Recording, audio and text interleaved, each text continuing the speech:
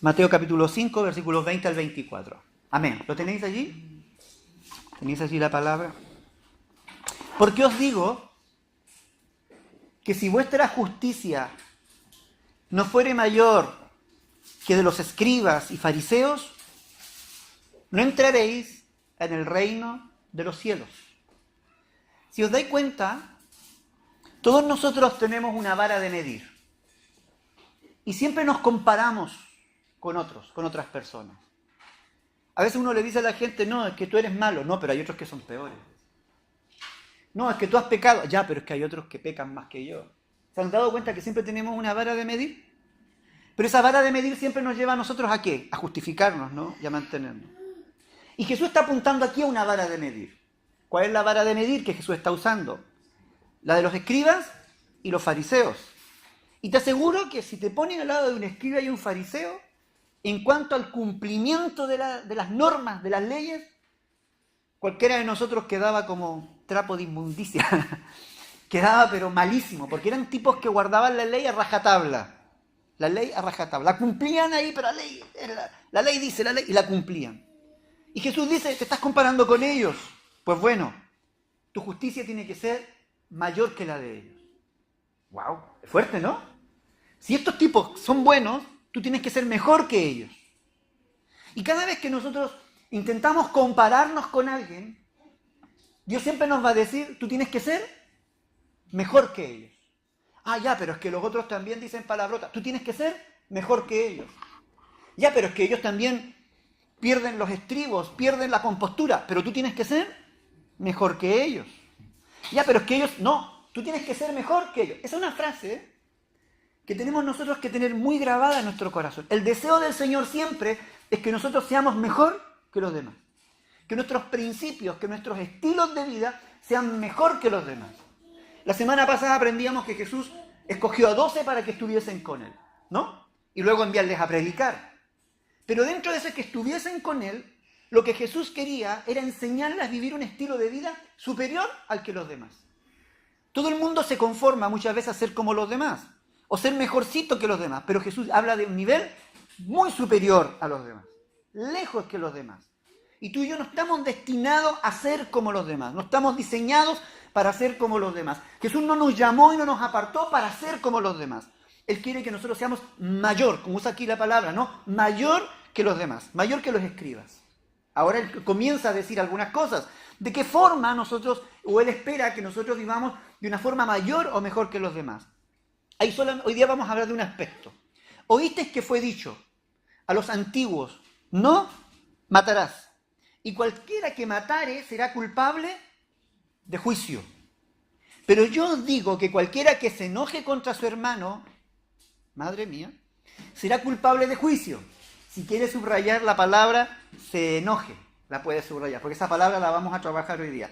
Cualquiera que se enoje contra su hermano será culpable de juicio. Y cualquiera que diga, primero se enoje, ahora, cualquiera que diga, también lo puede subrayar.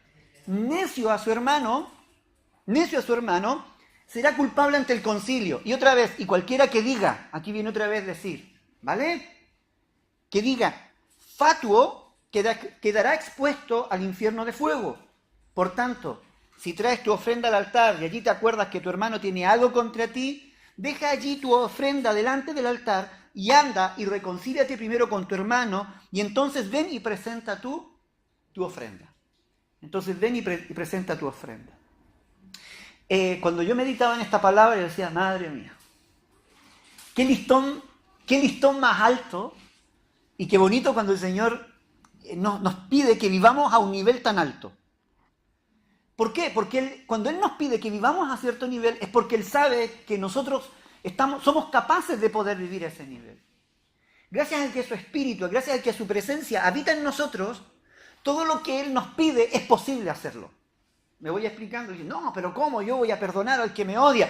Si el Espíritu Santo está en tu vida, puedes perdonar. Si está el Espíritu Santo en tu vida, puedes amar. Si está el Espíritu Santo que está en tu vida, puedes bendecir, como hablábamos hace un momento, ¿no?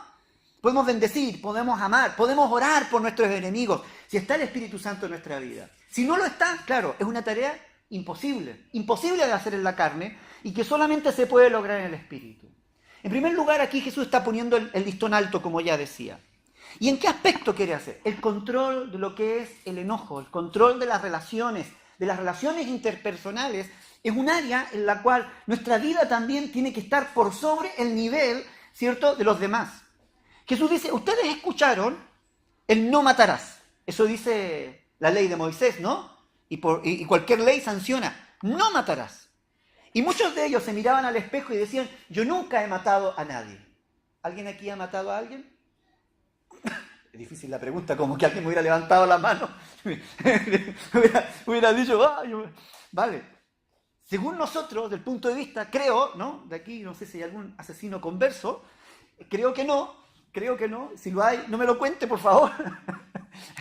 Borrón y cuenta nueva, eso es del pasado. Pero si tú hubieras preguntado, ellos dirían, somos justos porque nunca hemos matado a nadie. No hemos matado a nadie. Entonces Jesús dice, bueno, vamos a poner el listón donde debe ser. Porque seguramente, físicamente, no les ha apretado el cuello a nadie para matarlo. Físicamente no has cogido un cuchillo y le has dado certeras puñaladas a alguien y lo has descuartizado. Seguramente nunca has envenenado a nadie, seguramente. Pero déjame decirte una cosa, y Jesús usa 3 ejemplos de asesinato. 3 ejemplos que se comparan con el asesinato, que a mí me paran los pelos. Dice, ¿no? ¿Cómo? Mas yo os digo, dice Jesús. Y en lo que dice Jesús, lo pone por sobre las otras cosas. Lo que yo decía hace un momento, cuando nosotros usamos las varas de medir y nos comparamos, y siempre la vara de medir es para justificarnos, la vara de medir es para acallar nuestra conciencia, ¿no? Pero Jesús sale en medio de esa vara de medir y dice, tú dices esto, la gente dice esto, mas yo os digo. Y pone la vara donde realmente tiene que estar. Entonces aquí no importa lo que dice la gente, ni lo que tú dices o la tradición dice, sino lo que Jesús dice, lo que importa es lo que yo digo. Mas yo os digo, este es el verdadero sentido de la cosa, el verdadero sentido de la ley. Muchos se justifican por no haber cometido asesinato, pero Jesús enseña que el pecado no solo está en el acto de matar, sino en las intenciones expresadas a través de los sentimientos y también las palabras. Es decir, no basta con que tú mates físicamente, pero hay sentimientos y hay expresiones que matan, que son verdaderos asesinatos.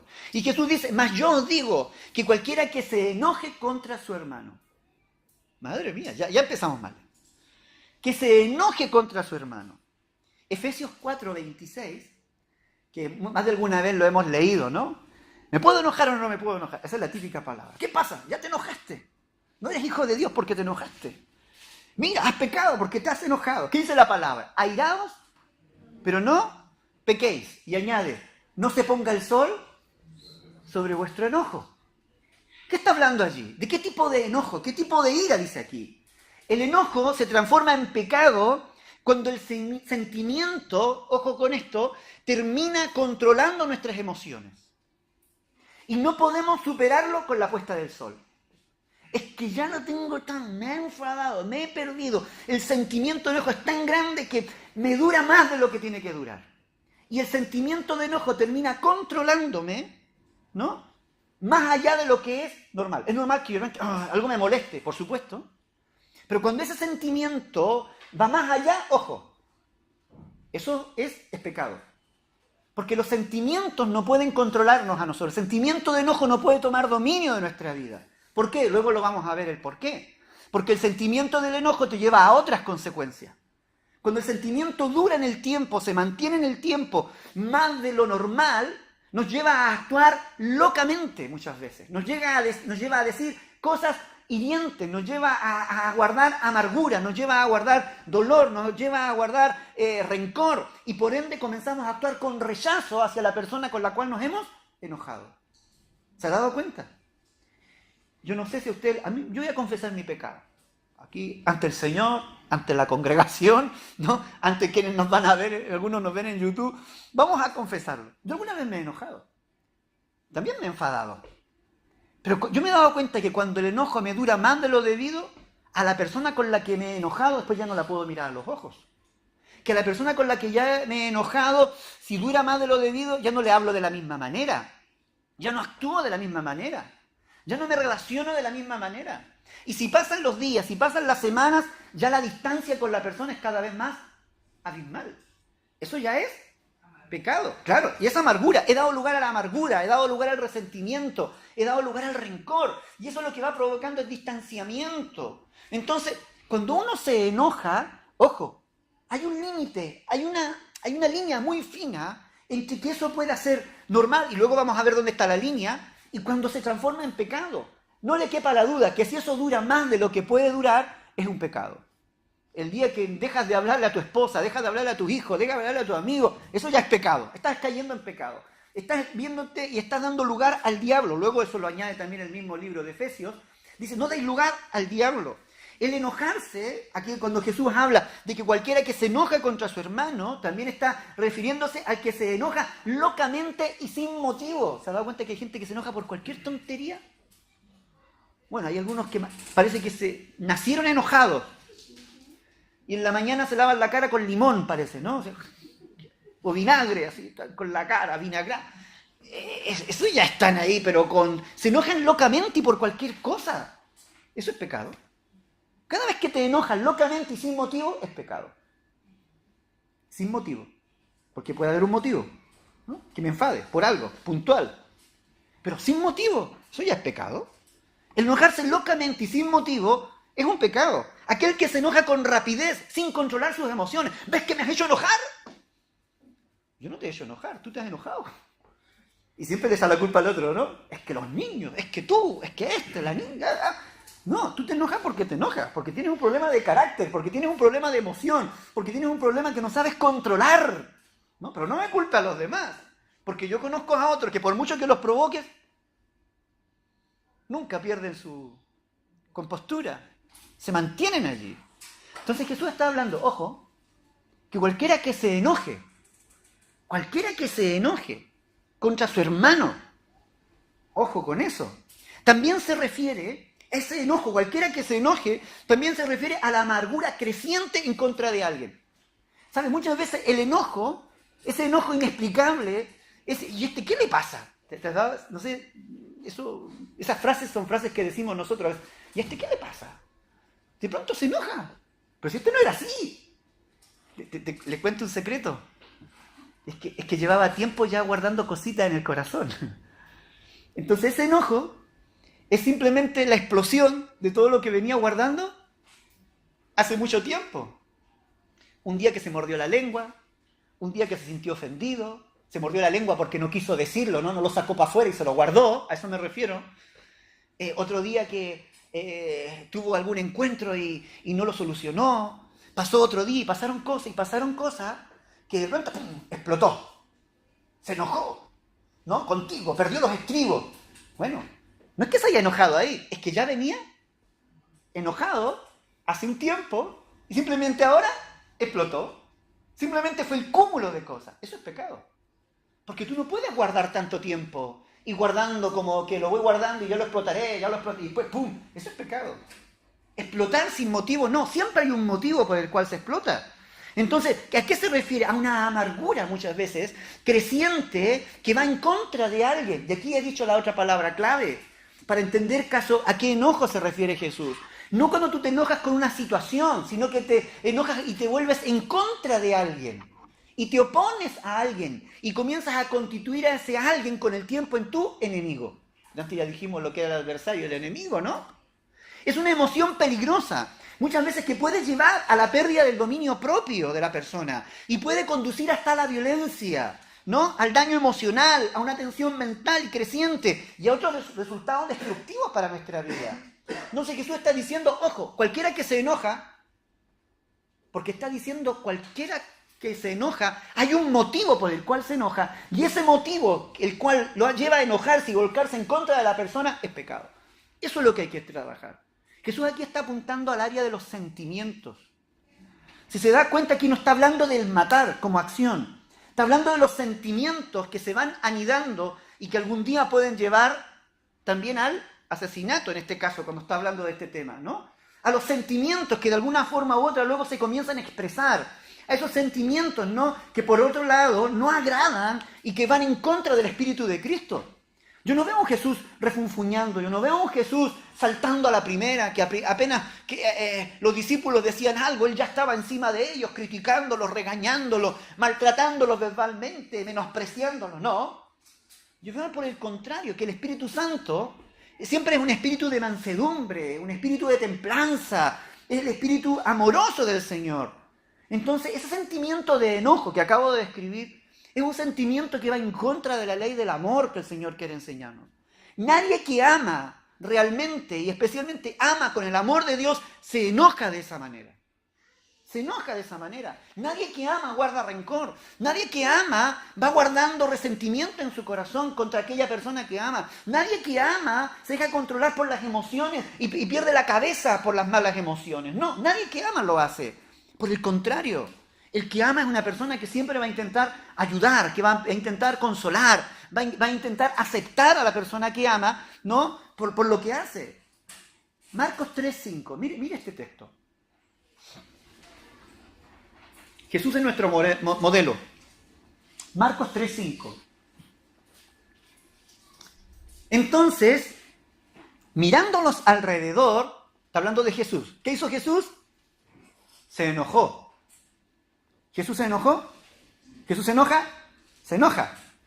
En el templo se enojó, sacó el azote, sacó a los cambistas, se enojó. Se enojó, pero se enojó y dice entristecido, ¿por qué? Por la dureza de sus corazones.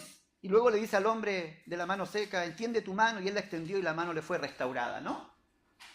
Pero Jesús se enojó, ¿pero por qué se enojó? ¿Por la dureza de los? Por esa situación puntual que ocurrió en ese momento, por la actitud que había en ellos, se enojó por la situación, porque era gente cabeza dura, que no entendía, se enoja con la situación. Pero no porque él ya se la tenía guardada y venía acarreando, no porque luego en la noche seguía dándole vueltas, y ya, esto los voy a... Y luego le soltó, no, se enojó con ellos, le habló con dureza, y manifestó su enojo, sí, pero de manera controlada. Pero ¿qué es lo que muestra por otro lado? Muestra que él le entristecía la dureza de los corazones. Es decir, era un enojo, pero controlado con el amor.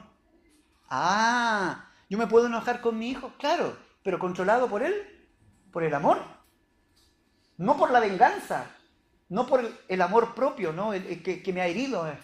Ahora no me haces caso. ¿Quién soy yo? Me faltas el respeto. ¡Pa! Pero no porque le amas, sino porque te sientes herido. Ha herido tu amor propio, tu orgullo, ¿no? Qué diferente la cosa, ¿no? Jesús, claro que se enoja, pero el enojo aún, en medio del enojo, quien controla esa situación es el amor que él siente por la gente. La pasión, ¡ay! Madre mía, ¿pero ¿cuándo van a entender? ¿Hasta cuándo he de soportar? Le decía a sus discípulos, ¿no? Seguramente lo decía con mucho cariño. Yo no sé si lo diría con tanto cariño, pero él lo decía tal vez con cariño, con atención, esperando una reacción de parte de ellos. Jesús se enojaba, pero se enojaba con las acciones de la gente, se enojaba con las actitudes de la gente, ¿no? Con los sentimientos tal vez de las personas. A él le molestaba ese tipo de sentimientos, pero a la persona la seguía amando. Pero nunca miraba a la persona como su enemigo. No sé si me logro explicar. Porque nosotros hacemos de la persona el enemigo. Es que tú eres aquí, es que tú eres. La persona no, son los sentimientos, son las acciones, son las actitudes. Las que uno puede decir, oye, me molesta esta actitud. Te amo, pero esta actitud. Te amo, pero la forma como me estás hablando. Te amo, pero hijito, mire, hijito, es que usted me está faltando el respeto, hijo. ¿No? Tengo que corregir. Me puedo enfadar, me puedo molestar. Pero, ojo, que hay un paso entre un tipo de enojo y el otro enojo que es pecado. La diferencia, entonces, está que el enojo que está sujeto al amor, que está controlado por el amor, nunca te va a llevar más allá del límite. Y el enojo al que dice Jesús aquí es un enojo que no está controlado por el amor. Es un enojo pasional, es un enojo basado en el rencor, es un enojo basado en el resentimiento, es un enojo basado tal vez en el deseo de venganza, en las heridas acumuladas y que explotan en un momento acabado. Pero Jesús siempre había un motivo justificado, siempre había un motivo justo por el cual enojarse cuando Jesús se enojaba. El enojo acababa en el momento de la reprensión. Jesús reprendía y se acabó el enojo. Le decía lo que tenía que decirle y se acabó lo que tenía que decir. Dice que, ojo, y me gusta esta parte, ¿no? Porque Jesús dice que cualquiera que se enoje contra su hermano será culpable de juicio. Lo voy a decir en término popular nuestro. Merece la sanción social. Merece ser reprendido por la comunidad en la cual está. Está hablando a ese nivel. Es decir, cualquiera de nosotros podría decirle, hermano, que su actitud no conviene. Es un trato que se puede manejar a nivel de hermandad, a nivel de comunidad. Es que te estás enojando demasiado, se te está pasando la mano. Esa no es la actitud correcta. Me voy explicando. Eso se refiere a será culpable de juicio. Se refiere a los pequeños juicios o órganos de juicio que habían en las sinagogas allí en aquella época, ¿no? Segundo nivel. Cualquiera que diga necio a su hermano. ¡Wow! Primero había un sentimiento de enojo, pero ahora el sentimiento ya no es solamente un sentimiento, sino que cualquiera que diga. Y aquí hay dos cosas, o hay dos áreas de las palabras. Todavía aquí no hay acciones, pero hay palabras. Hay una acción de decir algo, ¿no? Cualquiera que diga necio a su hermano. Aquí la palabra griega para necio es raka.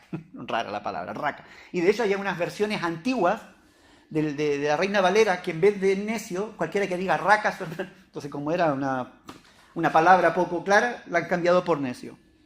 Ahora, ¿en qué? ¿Ah? ¿Sí? Cualquiera que insulte, claro. ¿Por qué? Porque usa la palabra insultar. Porque dice, la palabra necio se usa con el término de desprecio hacia la otra persona. Pero el desprecio, cuando alguien te dice, es como ¿cómo lo diríamos nosotros en un lenguaje coloquial? Así, normal. No le vamos a decir, oye, ¿qué necio eres? Bueno, también se puede usar. ¿Pero qué otro sinónimo usamos? Tonto. ¿No? ¿Eres tonto? ¿Ah? ¿Eres cabezota? Ya, eso es lo más suave que le podemos decir. ¿Eres un normal?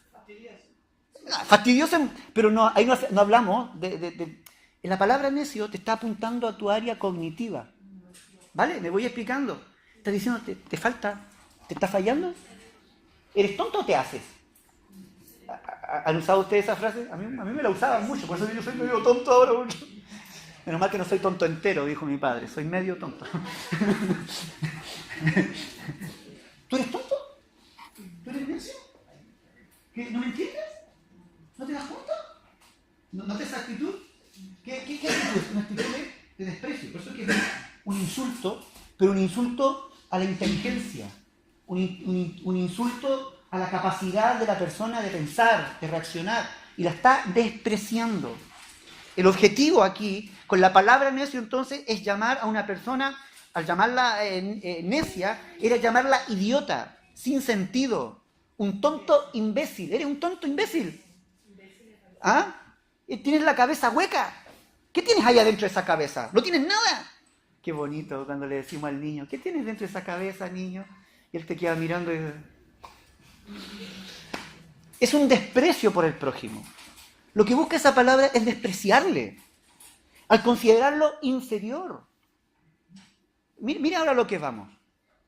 Lo que Jesús está atacando, lo que Jesús está diciendo, cada vez que tú desprecias a la persona, cada vez que tú la miras inferior a ti, por llamarle de esa manera, no es que le digas necio, tal vez no le estás diciendo necio, pero la estás tratando con desprecio, le está faltando el respeto con tus palabras, la estás menospreciando, estás pecando. Eso es tan grave como si la estuviesen matando. ¿O no? Es fuerte, ¿no? Ya no es solamente el sentimiento.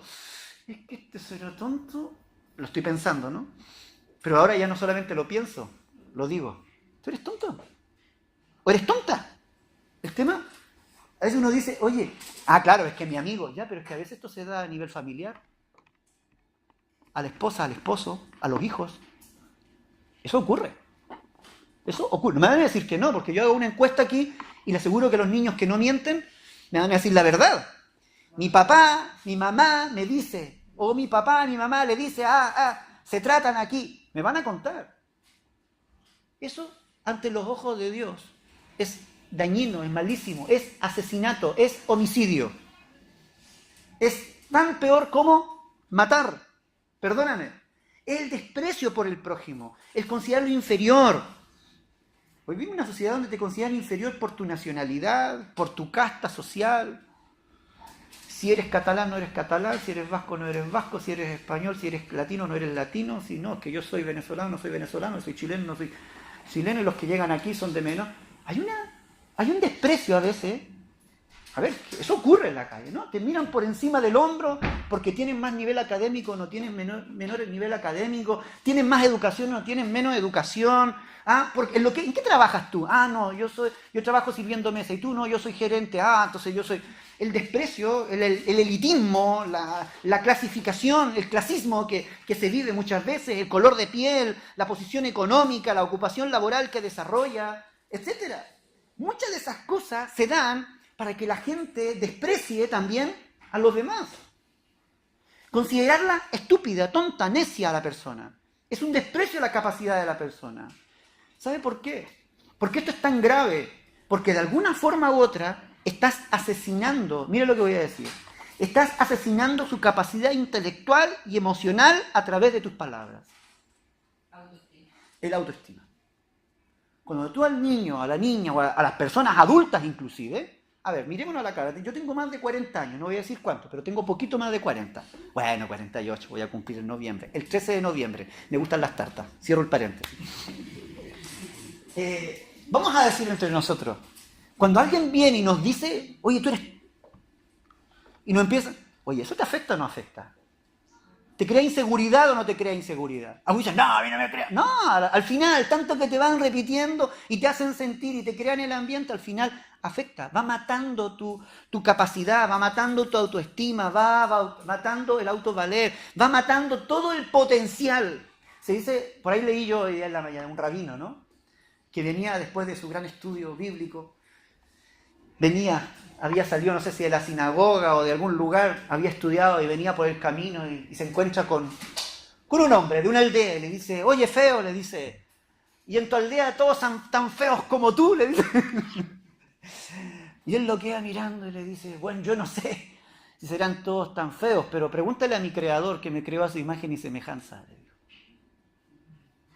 El rabino hasta ahí llegó, no tuvo más que decirle.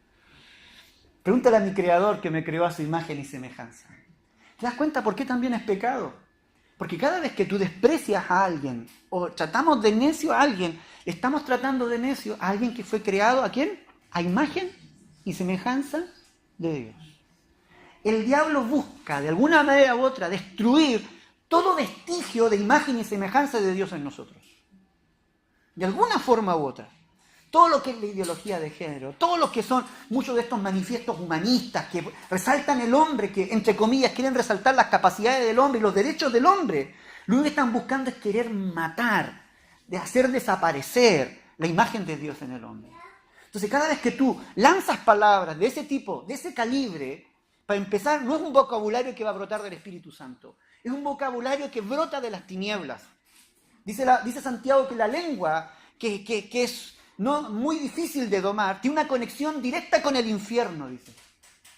Y la única manera de controlarla es que esa lengua se conecte con el espíritu. Y la lengua va a querer tirar, como las cabras tiran para el monte, va a querer tirar muchas veces para el infierno, decir cosas que provienen del infierno. Pero tú eres un hombre y una mujer del espíritu. Tus palabras tienen que ser palabras de bendición. Cualquiera que llama necio a su hermano, dice aquí entonces, ya está hablando, ¿no? Cuando hablamos a nuestros hijos, a quienes están bajo nuestro cuidado o cobertura, ¿cierto? De esa manera, nuestras palabras condicionan la vida de las personas. ¿Sabes? Siempre me cuidé de cómo hablarle a mi hijo y a mi hija, siempre. Cuidarle. Yo siempre me cuido de cómo les hablo. Quienes están aquí saben. Yo me cuido un montón de cómo hablar, de cómo decir, de cómo tratar, ¿por qué? Porque me interesa que la gente sea edificada, sea bendecida. Y cuando estoy en el trato personal, ¿no? Nunca me van a escuchar una palabra humillante hacia alguien. ¿Me van a escuchar enojado alguna vez? Sí, pero con amor. ¿Cuántos me han visto enojado con amor?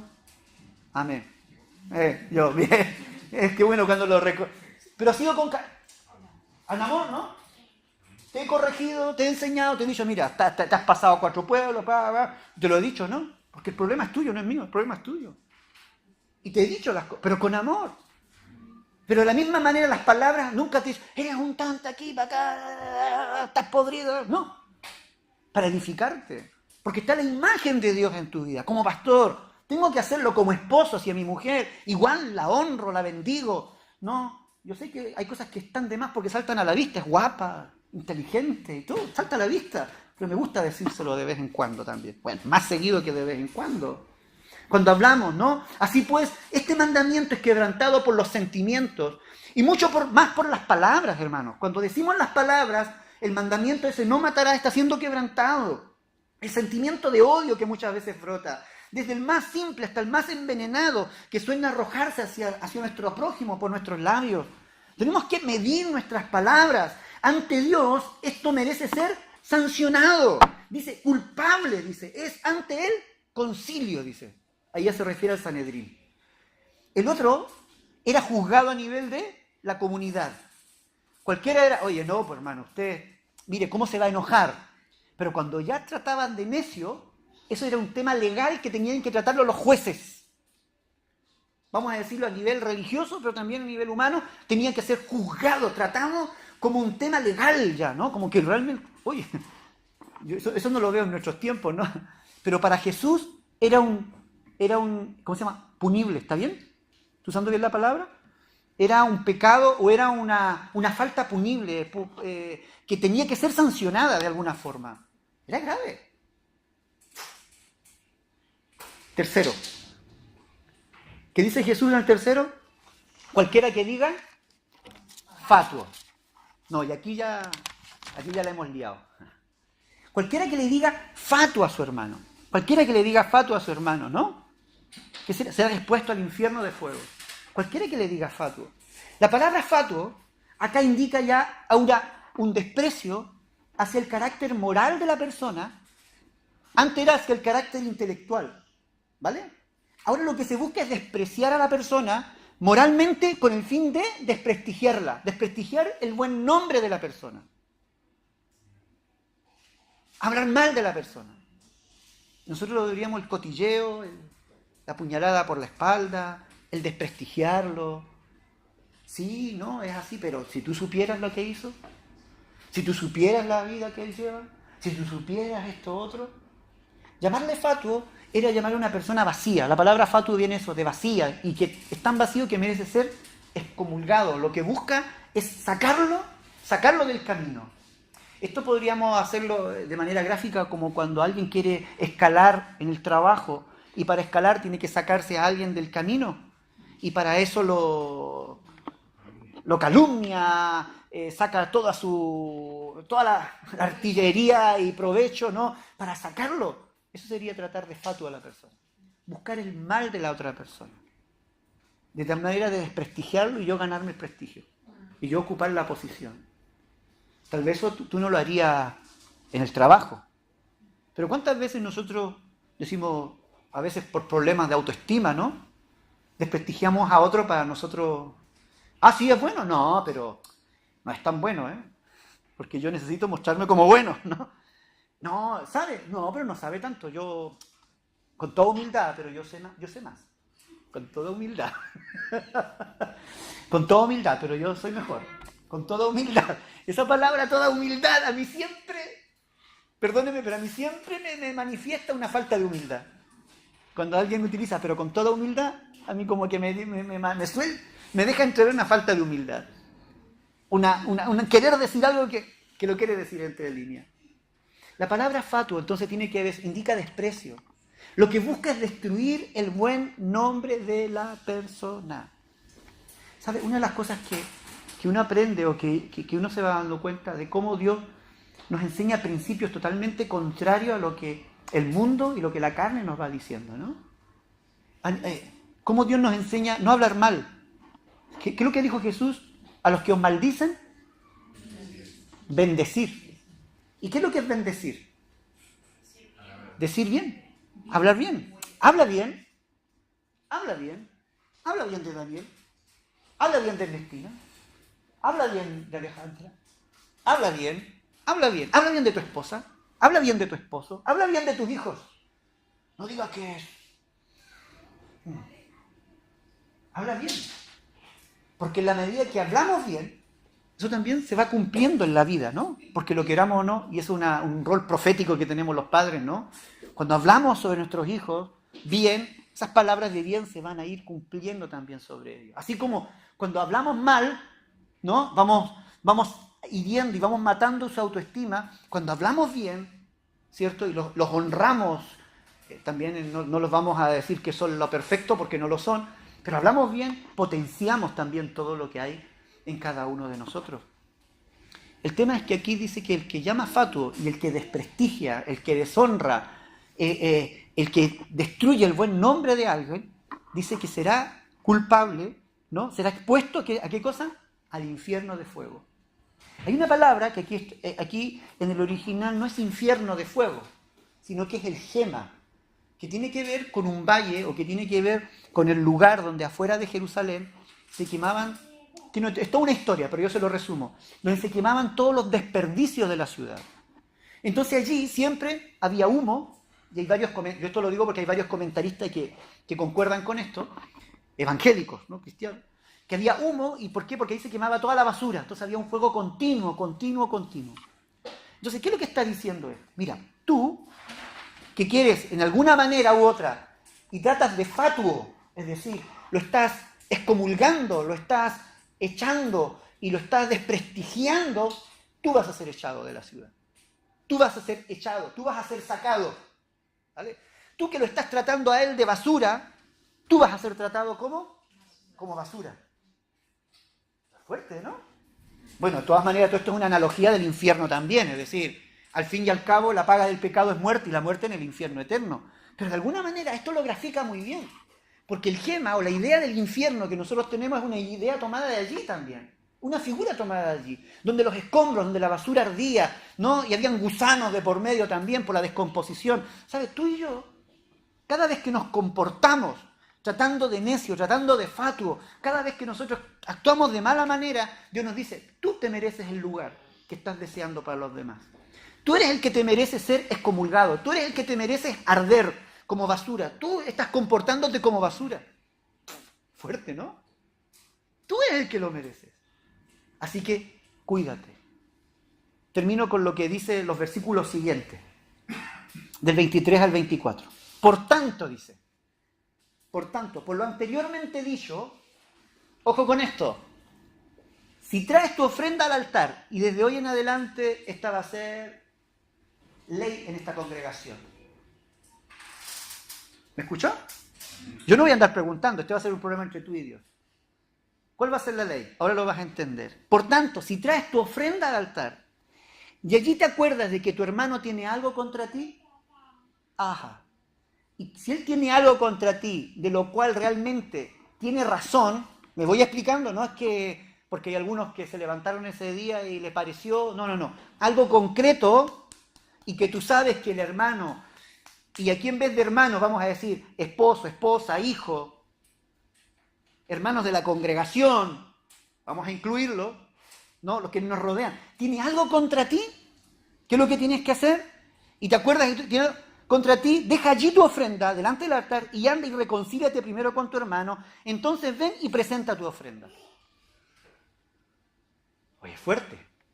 ¿Sabes lo que pensaba en aquella época? Yo no he matado a nadie. Entonces cogían su ofrenda, su animalito, su corderito, y venían donde el Señor. Decían, Señor, aquí está el mejor corderito, el mejor animalito, el más gordito. Y esto quiero que sea para ti, Señor, porque te amo a ti con todo mi corazón. Tú y yo, nadie más que tú, Señor. Ojalá, hay momentos que no debieran terminar, ¿no?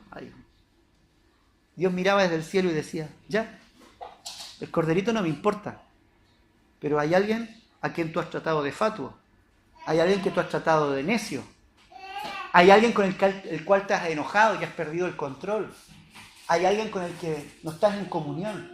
Quita tu ofrenda, me molesta. Primero arregla lo que tienes que arreglar y luego me traes la ofrenda.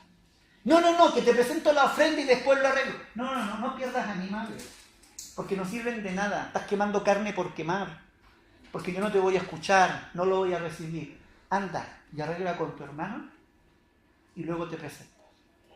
Yo pregunto, ¿qué es más importante para Dios? ¿La comunión con Dios o la comunión con el hermano? ¿Puede haber comunión con Dios y no con el hermano?